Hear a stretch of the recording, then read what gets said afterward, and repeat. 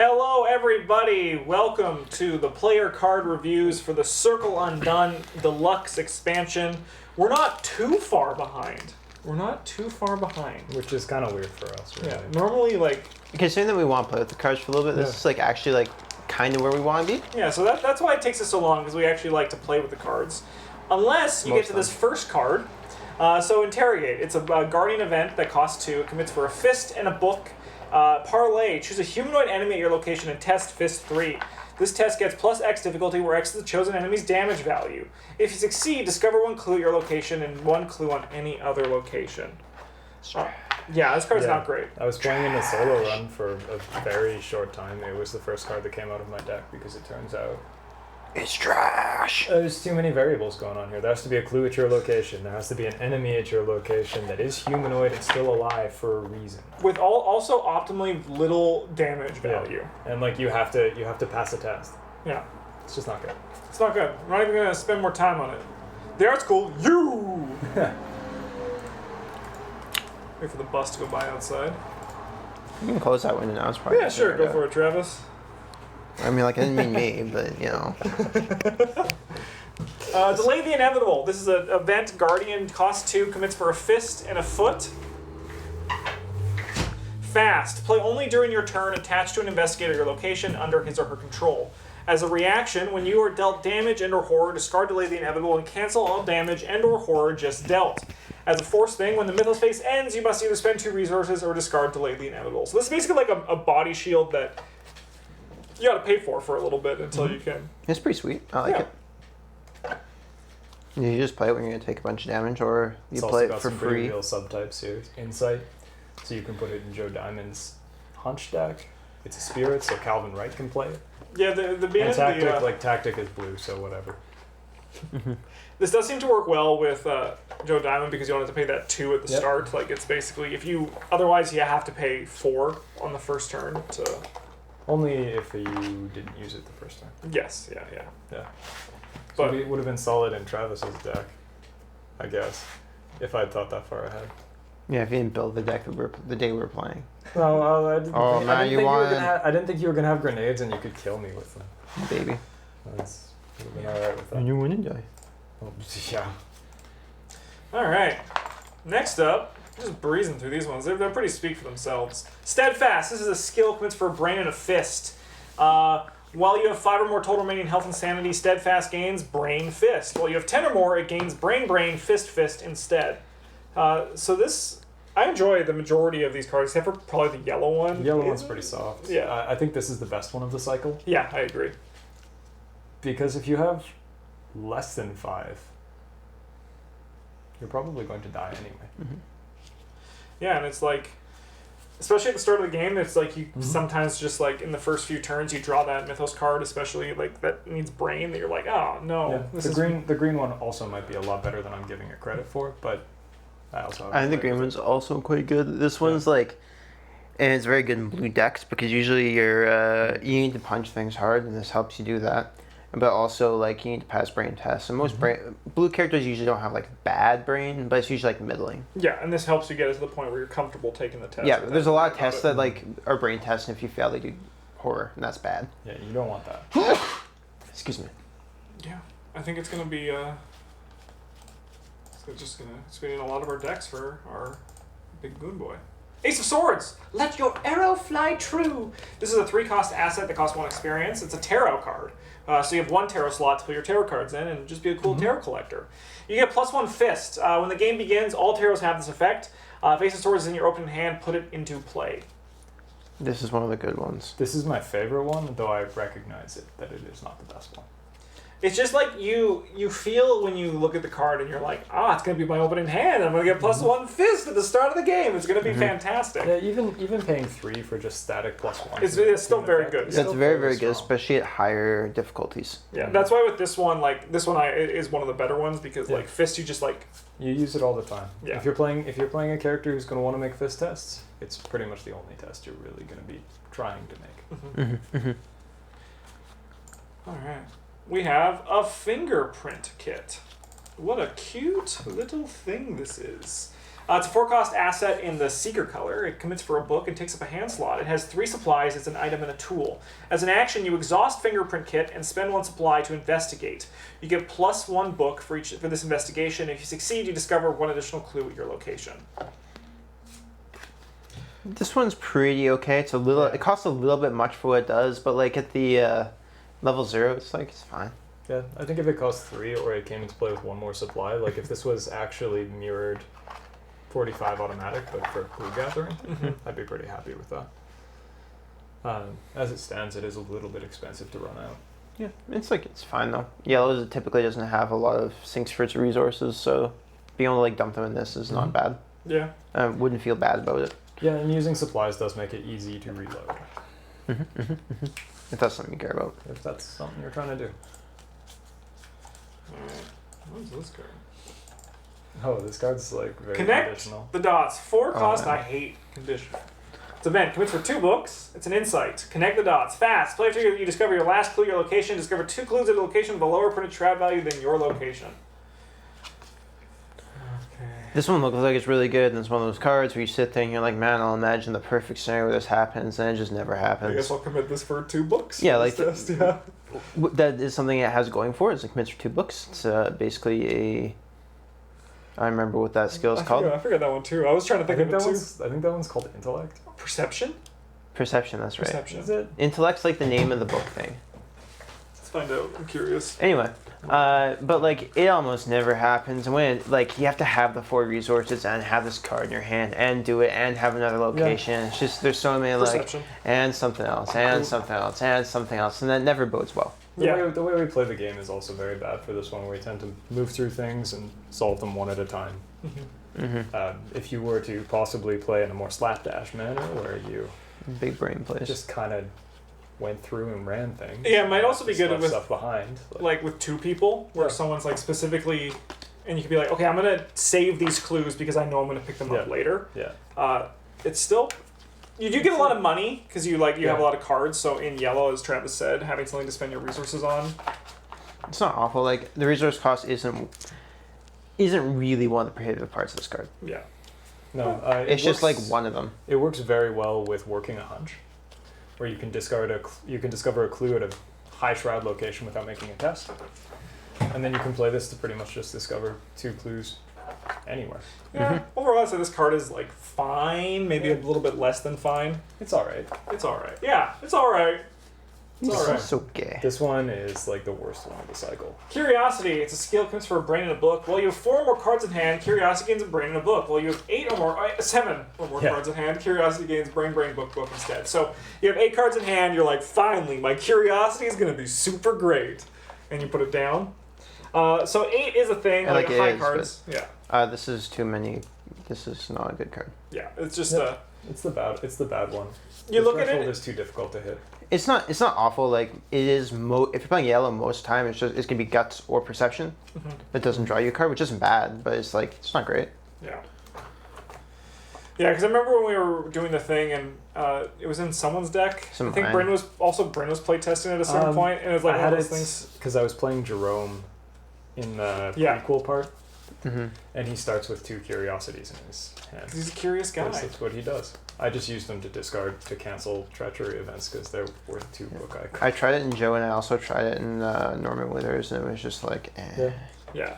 I can never Just never felt like you were getting the best value you could out of it. Yeah, even when it's okay, it still kind of feels bad because you're very rarely getting the 3 icons on it, unlike Steadfast. Yeah. Where you are quite often getting the 3 icons. All right, so here's the yellow tarot. It just gives a book instead. Once again, book is also used pretty universally. So that's again, this nice. is very good, especially at higher difficulties where you need to make lots of book tests to win the game. Yeah. It's good. If you got spare experience, throw it at this. Yeah. Yeah, they're not something I'd go out of my way to get unless I was playing some very specific investigators. Like Skids, and maybe I want the Ace of Swords because 3 is not a good fight score if I'm going to be fighting. All right, well connected. This is the Rogue. That's the truth.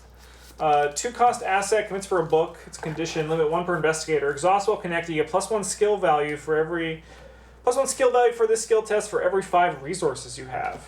Okay, so you're probably wondering why this isn't in your deck, Justin. That's because I saw it and I was like, Justin's never going to make skill tests. Yeah, and also like it's in the deck I have.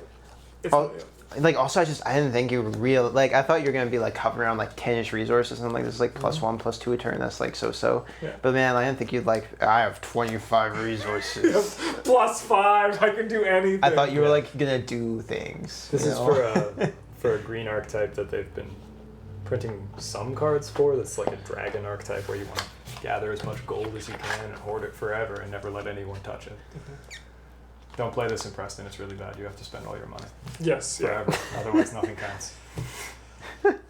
Yeah, it's a trap it's a trap card for that. It's very specific. Like this is a specific deck type, and you won't just put this into any other like any random. But in those decks, it is quite strong. Yeah, it seems very good.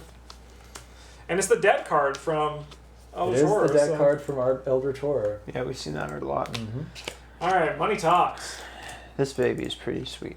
All right, so this is a zero-cost event. It's a favor and a gambit. Fast. Play when you initiate a skill test. Instead of the skill type indicated for this test, this is a resource skill test. You base your skill type for this test equal to half the number of your resources in your resource pool rounded down. Resist pure. This is another card for said dragon archetype, where you want to put together a giant pool of resources. Yeah, like 10 is like where you start to I think like you start to feel. Anytime you're making your test at 5 or better, it's pretty a good solid card. Yeah, so like Dario sees this and he's like, money does talk, because then you get the Dario thing and then you're like, time to start going, and then occasionally you're like, I can just do a test for 15 because I have so many resources, like.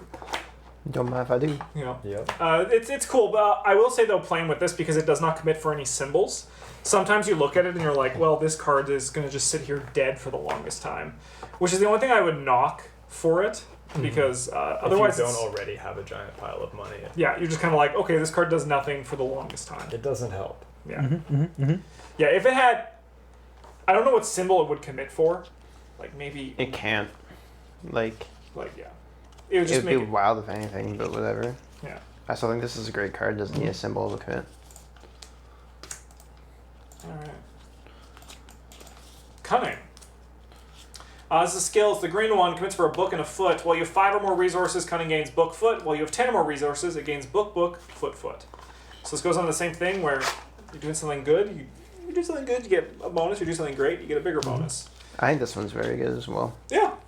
2 relevant symbols because like green's going to be the person who's usually going to be running away from things, so just control that up. If you're like, I really need to grab these clues, it's a good time for that. Again, that's a common green thing these days. Yeah. It's kind of where the green meta is, I believe. I do find it funny that like Preston was in this cycle, but none of the cards really benefit Preston. I mean, like this one and Money Talks kind of do. Yeah. Like Preston like can put together a pile of money if you don't have to make a test or do anything important for like 2 or 3 turns. Yeah. But I also, like, the deck I was playing wasn't playing any of the get more money cards because I figured I got 5 a turn.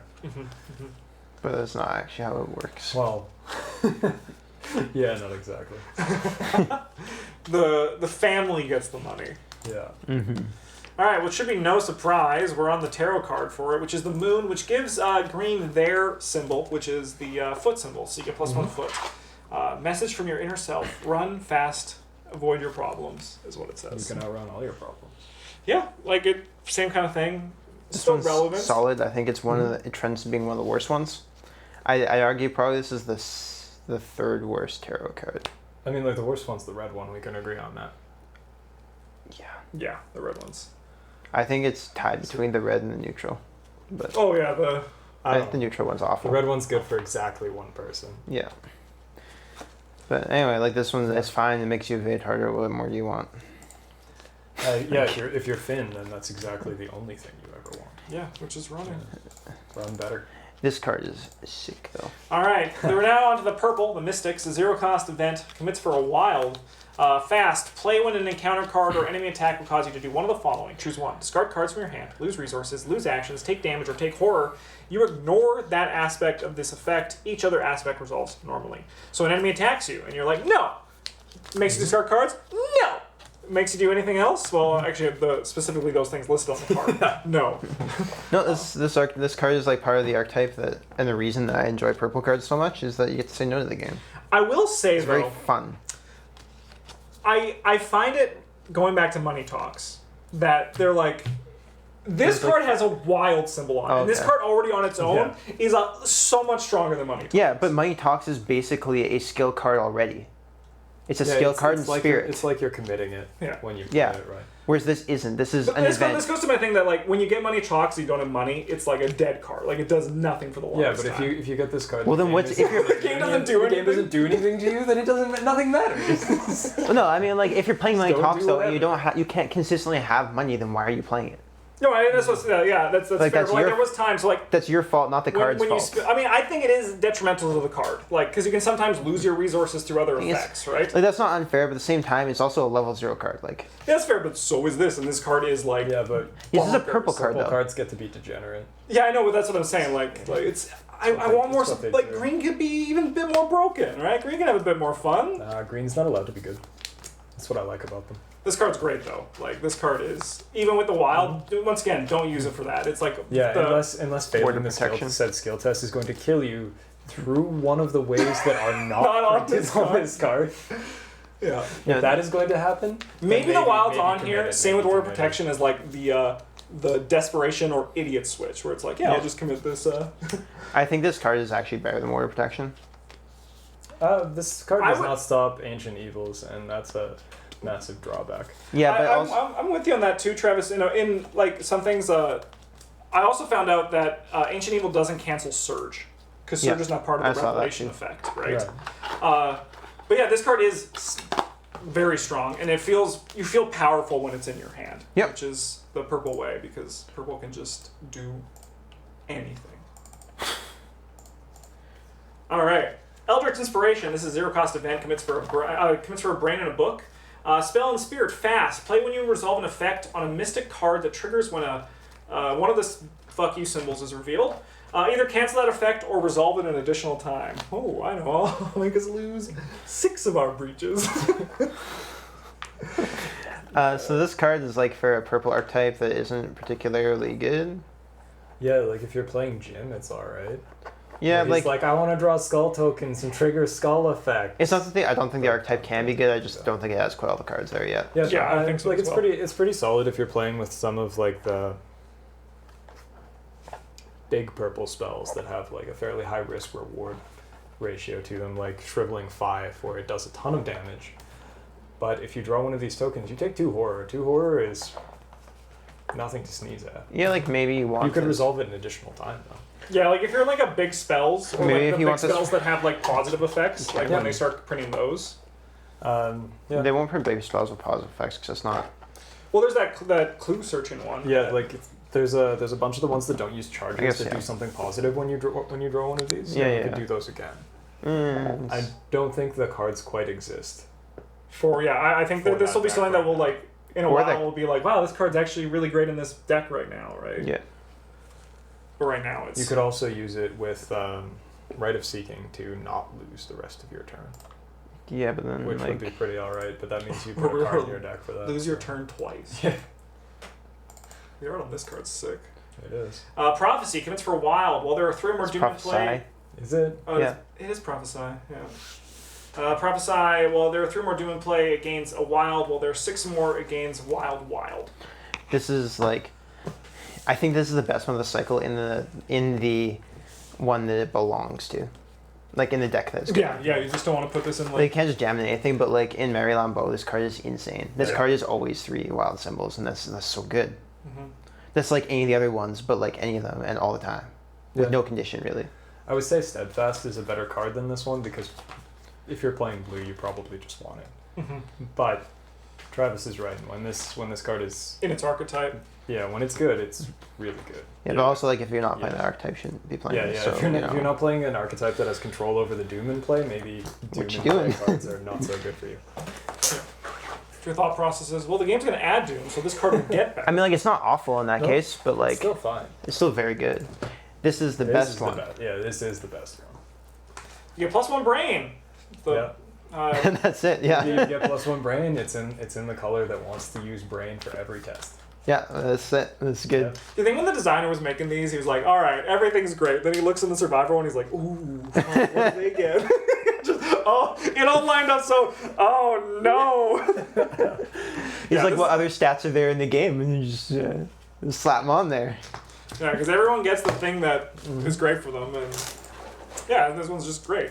I haven't played it because I haven't played a purple character before. Yeah, that's fair. I haven't played a purple character ever. It's okay. We'll eventually all get a chance. Track shoes! Alright, these are the cards I can actually, like, really know how they play. It's a 3-cost asset with a commits for foot symbol. Limit 1 footwear per investigator. I wish they just had a little shoe symbol. Yeah, that would be pretty alright. You get +1 foot after you move, but before enemies at your new location engage you, exhaust track shoes, test foot 3. If you succeed, move to a connecting location. But maybe they'll print other cards. Sorry to interrupt. Maybe they'll print other cards that I guess they could do with like a 2 shoe symbol and 1 shoe symbol, but they're like rocket boots that do nothing when you have 1. But like, or they're like, you have to move to the location to your right if you can. Yeah. But if you have both of them, you get to like, you get free move action every turn. Yeah. This card, Man, that sounds so much better in my head. So much less stupid. I loved it. I think like, in the deck I played this in with Rita, I think this card was pretty bad. Giving them +1 foot was nice for Rita. Oh, no, sorry. It was nice, it felt nice, but it wasn't necessary. Mm-hmm. So overall, I think like this card is just... I think this card's like very good in general. Mm-hmm. It might not be like very good in Rita, but like it's just a flat +1 foot in a class that can kind of use it with upside as well. Yeah, getting to make meaningless tests is very strong in red if you're playing Growing Thin. Because you can just be like, this test is worthless and there's no penalty for failure, but it's 4 harder and I'll get a bunch of resources in a card. Yeah. Or whatever, right? So that's quite strong. I think it's also a lot better with the like smaller numbers of players. Like it's just you. You don't have to deal with that. Yeah, and that's you can just kickflip off it and move on. Yeah. Right? Because I think actually like I never used the effect once. Yeah, but we needed you to dodge. Yeah, but did you use it twice? No, I never used it twice. Okay. How about thrice? I think I used it 500 times. Yeah, I'm interested to try this again with a character that can benefit from it a bit better because you can play these in a Finn deck. Yeah. I don't know if it's good. Probably not. You can do a lot of good things with 5 purple or yellow or red cards. Yeah, I don't know. It might. It could be. It's tough to say. But yeah, I think that I'm interested to see this more, but I wasn't happy with it, and like I ended up getting rid of them because I don't know. Didn't do enough cost. Yeah. Next card. Act of Desperation. This card's sick. Yeah, this card is sweet. I got a new appreciation. 0-cost event commits for 2 fists. It's a tactic and a gambit. As additional cost to play Act of Desperation, choose and discard an item asset that takes up at least 1 hand slot from your hand or play area. Fight. You get +X fist and deal +1 damage with this attack, where X is the chosen asset's printed resource cost. If you succeed, that asset was in your play area, gain X resources. So, your gun is out of bullets. You throw your gun at the enemy, and it's well maintained. It comes back to your hand. You use the money that you got from it to replay it again. It's full of fresh charges or bullets or whatever you use. It's so good. I feel like that's when this card like really takes off. Like when you have like the full package, but I think it's still pretty strong because like just in general, it's good. Like a big part of it is that I'm currently able to play it in a blue deck, which has lots of weapons to throw away. Yes, yeah. This is much worse if you're like just throwing normal like red weapons. Yeah, if you're Minty not bad, fan, you could throw your fingerprint kit at somebody after you've used all its supplies. Fight it +4, deal an extra damage. That's not bad. You get your money back. It's some really sort of good in Will York. Yeah, because you can throw your shovel. Yeah, and you then can throw your shovel away after you get the money back, and then put it back into play with full stuff. Yeah, that's great. Beyond that, I think like the best homes for it are Mark because it's a tactic, and Zoe because she can play red cards. So because she can also play it. She can play it, and there's not a whole lot of people who can play it and blue cards. Yeah, it's always fun seeing also the flavor of it of Travis just throwing his gun at somebody. The lightsaber. Ooh. Able-bodied. So this is the survivor skill that gets better. Commits for a fist and a foot. While you control 2 or fewer item assets, it gains a fist and a foot. While you control 1 or fewer item assets, you get fist, foot. This one's like super good for some people. Yes, this one's once again in the deck archetype that you're like, okay, I don't have too much item assets. It's great, right? Like especially like when I was playing Silas, and it's just like.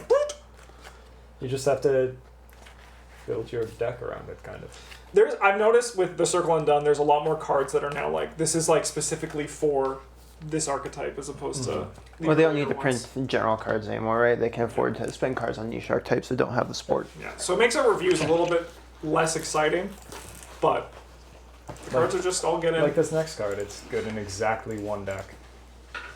All right. Ever. 5 of Pentacles. You get +1 health and +1 sanity. When the game begins, if it is in your open hand, put it into play. So this is the survivor of the tarot cards. It is possibly the worst one. Arguably the worst one. Yeah. Like the colorless one is pretty bad too. Yeah. Well, we'll do the obvious. This is Yeah. good in Calvin because you use your heart and your brain as a resource for more skills. Everyone else is just not worth it. Yeah. Yeah, it's also cool in Calvin because it gives you another set of conditions which, if met, you just instantly die, Yeah. and there's nothing you can do about it. Yeah, if you're playing Calvin, Yeah. you should play this card, and if you're not, you definitely shouldn't. should. Yeah. Yeah. Yeah, I don't know where else you would ever. Alright. Ace of Rods, the Fateful Step. This is a 3-cost asset for 1 experience. During your turn, you can remove it from the game. You take an additional action this turn where you get +2 to each of your skills. When the game begins, if it's in your opening hand, put it into play. I want to tell you a story where I thought this card gave you +2 to all your skills when you did the. No, that'd be insane. But that's the thing. I was just like, my mind ignored the fact that it was as bad as it is. Like, I don't like. You read it, your mind was like, no, it can't be that bad. Yeah, it just like it went into trauma, and it was like. No, it'll Like just this card, make it up. card is really good if maybe there's like a brazier that's lit at the Geist Trap, Yeah. and maybe you need You an need extra turn. +8, yeah. Just to get And you just want +8 to light or unlight it, whichever I side. bet that's of that exactly the reason they scrap give it that to you at the start. That Yeah. you might have been on. Yeah, probably. But I now like it's just, especially if you don't draw it in your opening hand, you're just like, I see someone saying that if it was made fast, it would make a bit more sense because then like you could also Yeah. Whip it out and not instead of having to spend action on it and and then then be like like get an action later. Spend an action, get an action. You're basically paying 3 resources for +2 of your skills for a test. Like, blah. Yeah, I mean, like playing green, I would pay 2 for an extra action. I wouldn't pay 2 for an extra action next turn that cost me an action this turn. Like, this card, I think, is a strong argument for when you're playing the Circle Undone campaign to like deny your phages so you don't have to put it in your deck. yeah. I like this review here. One positive is that you can use it in Preston as a mean of flexing on other investigators. To show Show how little you care about efficiency. We normally review the weaknesses too, right? Yeah. All right. The 13th Vision. This is a great player card. Play Put it in with your deck. this. Put it into play in your threat area. Investigators at location fail Yeah. ties during skill tests. Discard the 13th Vision. So I had this card. I bet this one sucks. The problem is though, it's a memory issue too, right? Like, because there's so much happening in this game. Stuff like hypochondria, you're like, you get a trigger, you resolve that trigger. So like, this one sucks, but I think a lot of people are gonna like forget about this one because like, Yeah, this card is also just haunted with fancier art. Because it basically has the effect of giving you -1 to all of your skills. yeah. But you also fail on zeros. But like everybody else's skills too. Yeah, it's just like slightly worse haunted. Yeah. On the plus side, you can make, if everyone's playing correctly, you can make your teammates mad that you haven't gotten rid of it and just follow them around and be like, hey, how's it going? Use it to grief your teammates. Incredible. All right, we have the Tower. So this is the Evil Tarot, which I actually think really balances the flavor of the tarots in your hand going into play, the fact that you cannot mulligan this card. And also you cannot commit skill tests while the Tower is in your hand. This card can be backbreaking depending on who you're playing. Or it can be completely Or it can be hot worthless. nothing. Yeah. Yeah, there was one I had into my opening hand and I never got rid of it, and I just didn't hang out with you guys. So you wouldn't have asked for help, and then I just wouldn't have been the bad guy. Yeah, I remember having that for one of our things, and I was just like, when I drew, I was just like, okay. Yep. I had this one playing Preston and it actually didn't matter. 4 is nothing. Doesn't matter. 4 is 1 turn. It's like the resources. softest weakness ever. You're like, the weakness in my deck asks me to pay 10.